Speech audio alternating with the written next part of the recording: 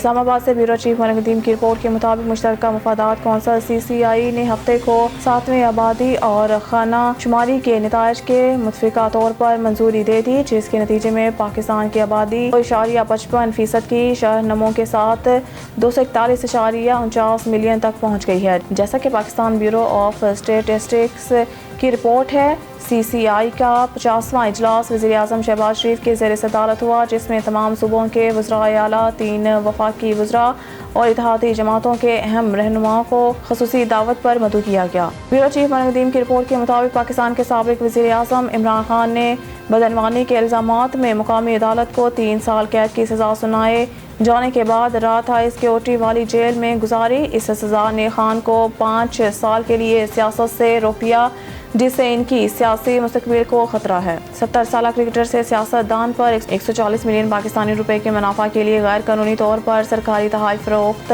کرنے کا الزام ہے۔ خان نے غلط کاموں کی تردید کرتے ہوئے کہا ہے کہ اس نے یہ تحائف قانونی طور پر توشہ خانہ سے خریدے تھے، ایک سرکاری خزانہ والے گھر۔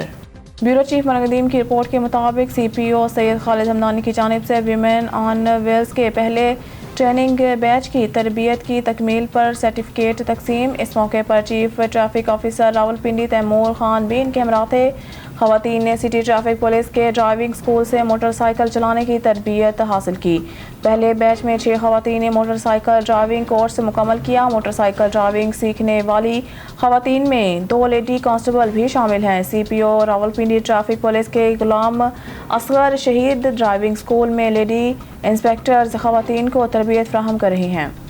بیورو چیف منقدین کی رپورٹ کے مطابق جمعیت علماء اسلام فضل JUI فے کے سربراہ مولانا فضل الرحمان کی درخواست پر جمعے کو بلائے کہ تمام سیاسی جماعتوں کے نمائندوں پر مشتمل ایک گرینڈ جرگہ نے ملک میں دہشت گردی کے خلاف کارروائی میں سست پیش رفت پر گہری تشویش کا اظہار کیا۔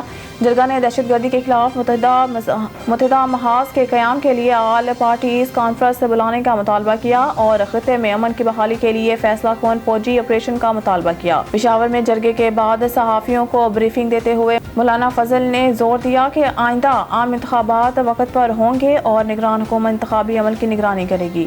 بیورو چیف منقدین کی رپورٹ کے مطابق حال ہی میں دستخط شدہ تعاون کے معاہدے کے ساتھ Pakistan national arrow space science and technology park میں اس کی جگہ لی۔ اس اہم تقریب کو پاکستان کے وزیر اعظم شہباز شریف اور بائیکر کے بورڈ کے چیئرپرسن سلوک بائیراکٹر کی باوقار موجودگی نے پروان چڑھایا۔ یہ تصویراتی تعاون دونوں ممالک کے لیے بہت بڑا وعدہ رکھتا ہے، تکنیکی ترقی کو فروغ دیتا ہے اور دفاعی صلاحیتوں میں اضافہ کرتا ہے۔